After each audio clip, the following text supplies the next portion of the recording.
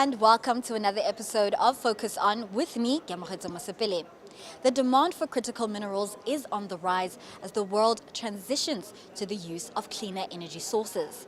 According to the International Energy Agency, the demand for these minerals could increase sixfold by the year 2050. We are in Cape Town at the Critical Minerals Africa Summit, where we speak to key players who are involved in charting a path towards mineral success in Africa. I want you to touch on the industry you're involved in, advanced manufacturing.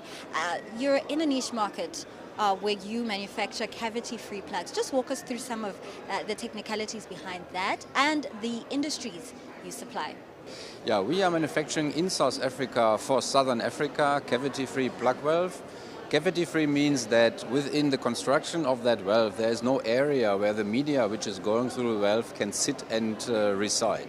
So it helps a lot in food industry. There's nothing which can rotten, or inside the mining business there is no area where material can settle and block the valve. In your opinion, what is the opportunity, the critical minerals opportunity for Africa? Yeah, critical minerals, I mean, it's a hot topic all over the world, and the music plays in Africa for that critical minerals. There's a reason why all the big chaps are here in Africa and busy mining, because the demand is huge. So, and for us in particular, we serve the mining industry, not only but also energy production. So we have a very wide range of industrial applications for our valves. I say we are for the 3D applications, dirty, difficult and dangerous. And in your opinion, how does the African market fare in comparison to other markets that you operate in? It's a developing market on one side in terms of size, but on the other side it's also a mature market because the technology which is applied is well known globally.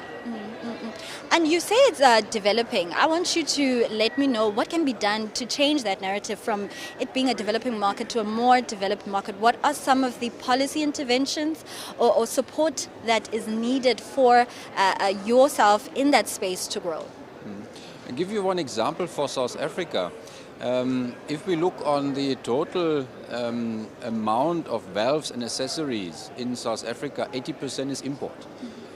Although there is a developed community of manufacturers, not only us but also colleagues in that space, and we ask ourselves, why is that?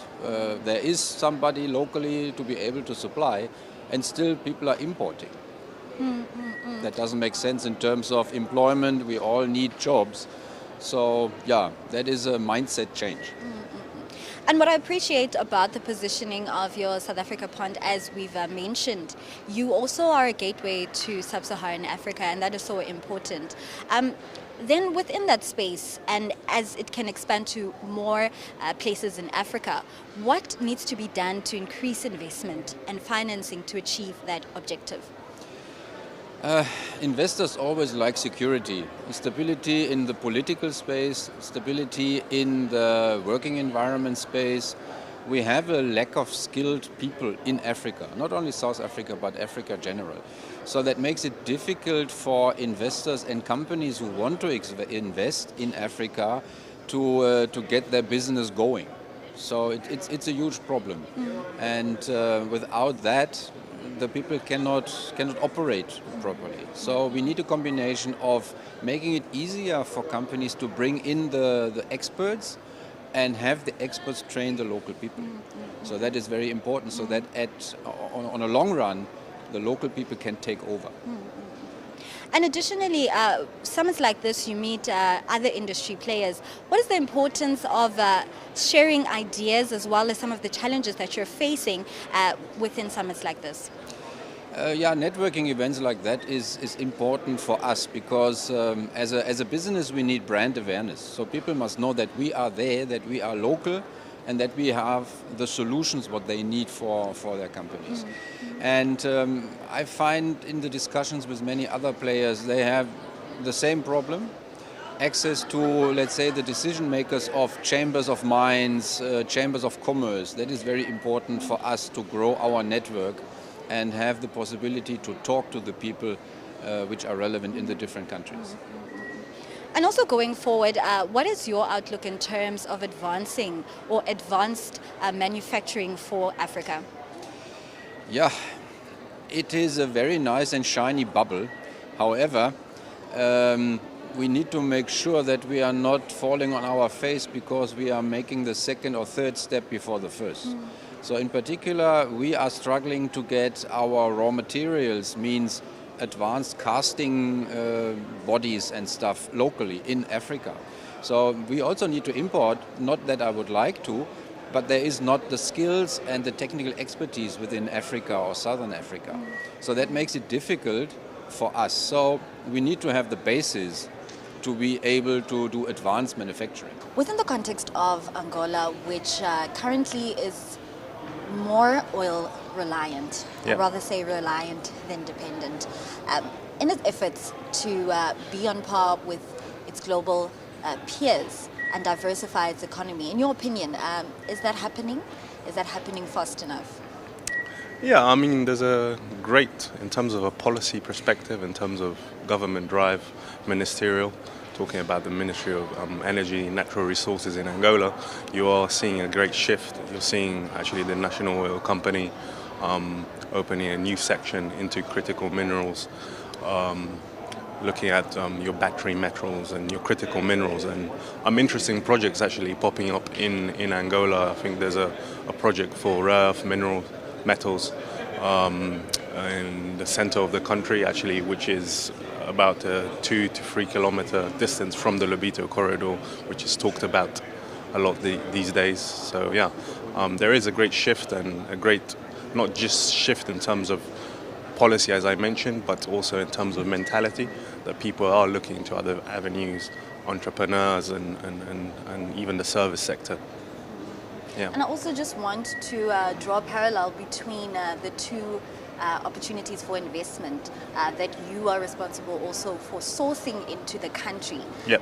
What is the trend looking like, and what is the demand picture in terms of investment interests into the country? Yeah, I mean, so what people are starting to realize is that Angola is starting to open up for business, or it's open for business. There's, in terms of on a company level, not just on a mineral or critical mineral level, Angola 5 or 6 years ago took the policy of not necessarily having the need of having a local partner.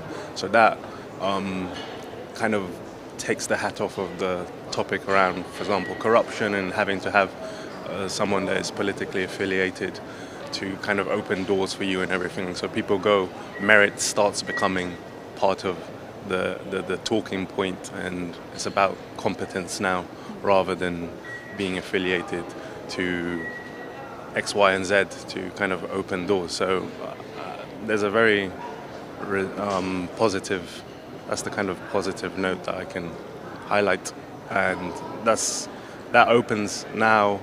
In terms of investments into critical minerals, there's a lot of investment done. I mean, the UK, for example, is the biggest investor in Angola via financial sector, and also the biggest investment done via BP, over $30 million in the past few years in the oil sector.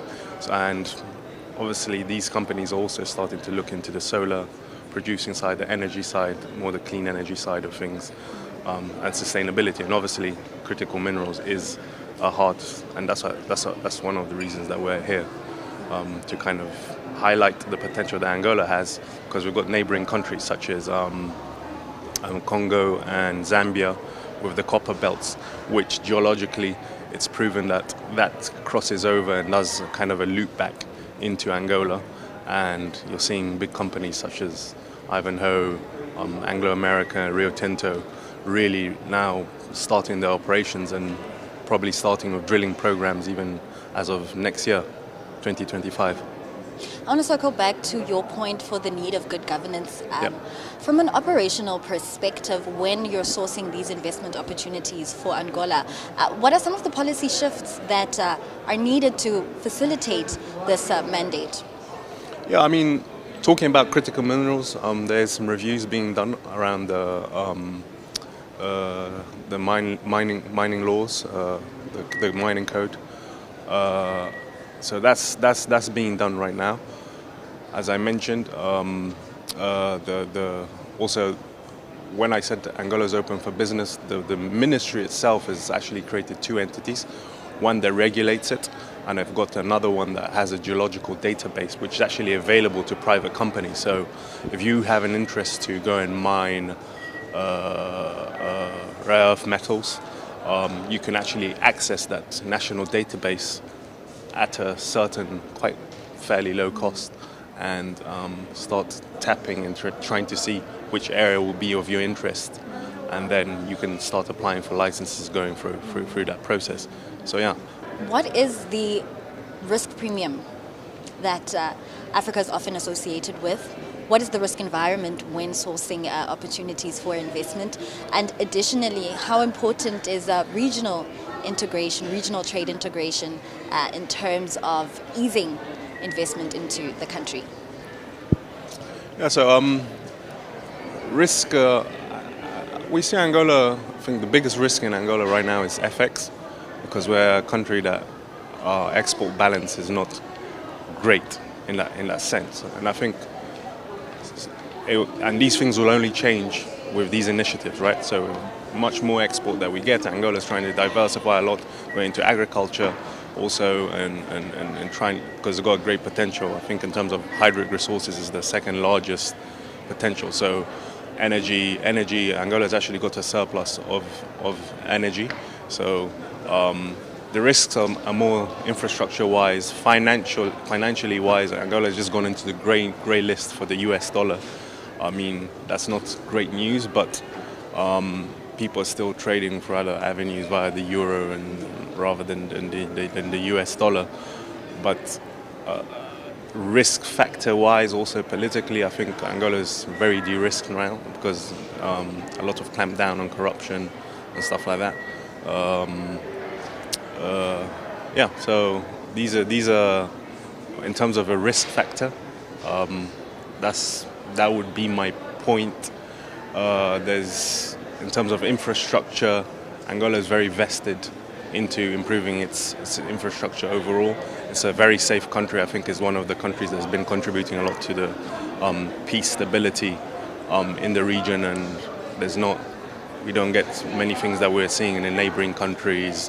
We don't have necessarily, Angola is not an alert for any kind of military intervention internally or from a foreign perspective, and there's no kind of extremist uprisings of any sort. So Angola is safe in that perspective, and politically stable, let's call it that. And that's how we wrap up another episode of Focus On in Cape Town at the Critical Minerals Africa Summit. From me, Gyamkhatso Mosipile, and the rest of the CNBC Africa team, it's goodbye for now.